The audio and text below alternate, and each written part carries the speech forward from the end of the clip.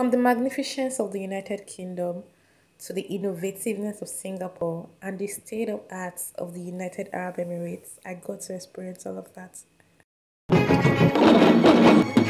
This is the world's greatest show where architecture defies gravity and innovation is at its peak. What show are we talking about? It is the World Expo show. The World Expo is a convention of every country in the world, and the last one held here in Dubai. It was supposed to happen in 2020, but because of the pandemic, it was moved to 2021. And in 2021, it started in October and lasted for 6 months, hosting over 196 countries across the globe. In my case, I was able to visit only 15 countries, so this is my tale of 15 countries in 3 days. Our first stop is the United Arab Emirates Pavilion. It is the shape of a falcon that raises its wings. Sometimes, in this case, the pavilion shows us the desert sound where the Arab Emirates started from and moves to the present and then the future. So the future has this crane that's unclear from afar, but when you get close to it, it becomes clearer, depicting that, oh, the closer you get to the future, the clearer it becomes. A little background about the Expo. It happens once in every 5 years and it's been going on for ages. Yes, the next one is going to be in Japan, but this year the countries were split into 3 movements, that's mobility, sustainability and opportunity, depending on what they were trying to promote. And for the mobility, they were trying to promote transportation and all of that. Sustainability was promoting building a healthier society, and opportunity were dealt with really linking up people with opportunities. Third world countries mostly fell into the opportunity category.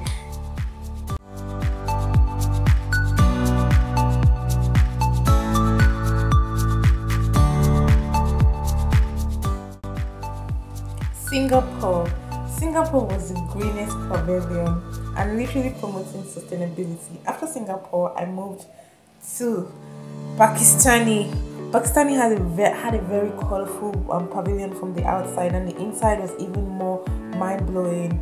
Indonesia was quite beautiful, and then it really was promoting tourism and all of that.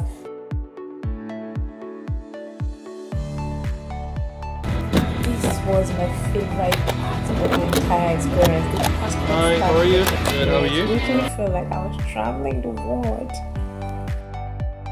Next up was the Switzerland Pavilion. If you've seen Star Wars, it literally felt like I was in a movie. It felt really good to experience this, and this was super amazing. Now that all is said and done, it's time to go home! Motherland! Yeah, for those who don't know, I'm Nigerian, and I love that I was able to experience the Nigerian Pavilion at the Expo 2020.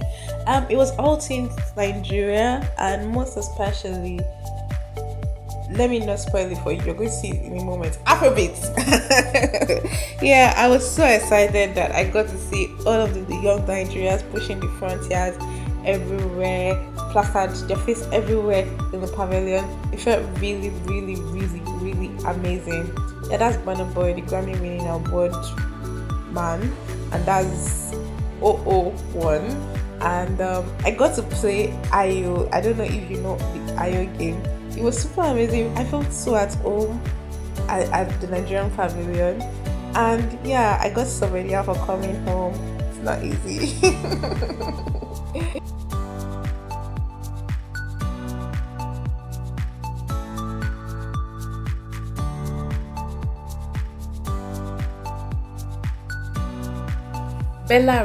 Belarus is a small country bordered by Russia, Ukraine, and Lithuania.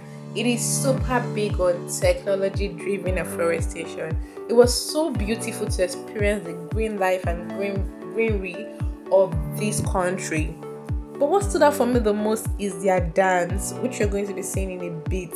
Look at this.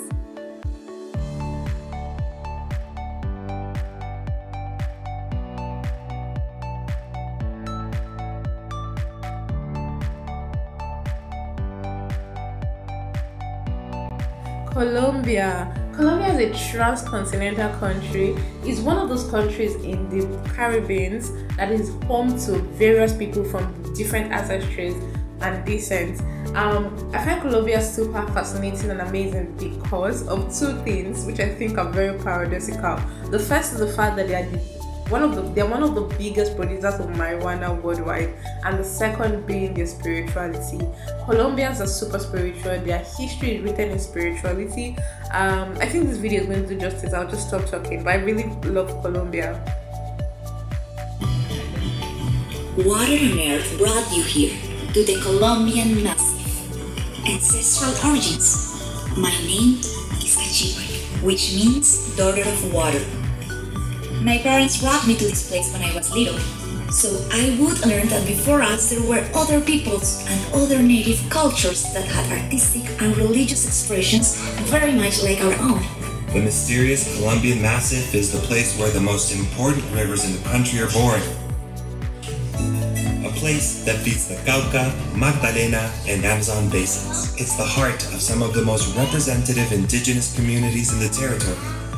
There are places in this land where we can find the knowledge of lost ancient cultures, such as Tierra Adentro. That's right, Kachi. Water, so what is our mission in this Colombia of the future? That is a great question, Cachipri, to which I have no answer. I am water. I cannot see the future. I believe that by preserving our past and our culture, we can understand ourselves as far.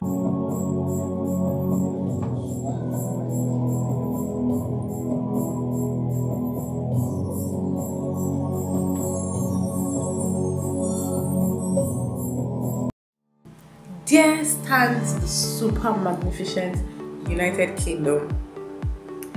So I have a personal bias. As many first world countries, they've seen their peak, they've seen their best, their best is in their past. So you see them always tilting towards their past. In the case of the United Kingdom, they didn't have so much to show forth like other countries, other people. Rather, they had a lot of old artifacts in display. And I was wondering, this is an expo, why do you have old things? But anyways, we understand that it's a first world country and probably their best is in their past already, or maybe not. And yeah, that was what it was. But what stood out for me is the fact that they are writing the longest motivational, inspirational poem in the world. So if you were at the Expo, you definitely contributed a word to the UK Pavilion. You contributed a positive word to the UK Pavilion, which will end up being one of the words in the longest inspirational poem in the world. Yeah, that's UK for you.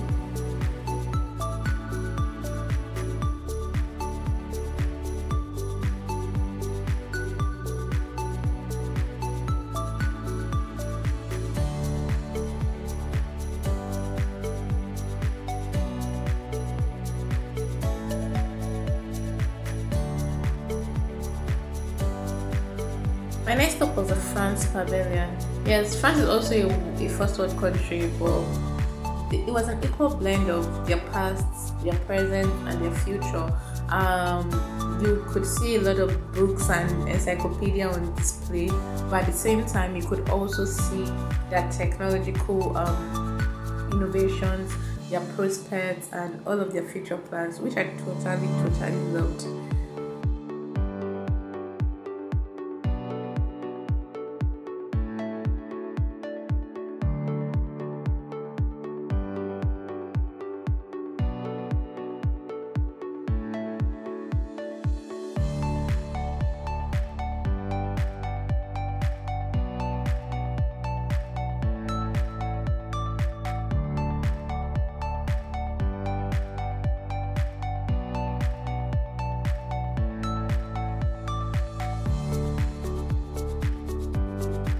Let's go get some pizza in Italy.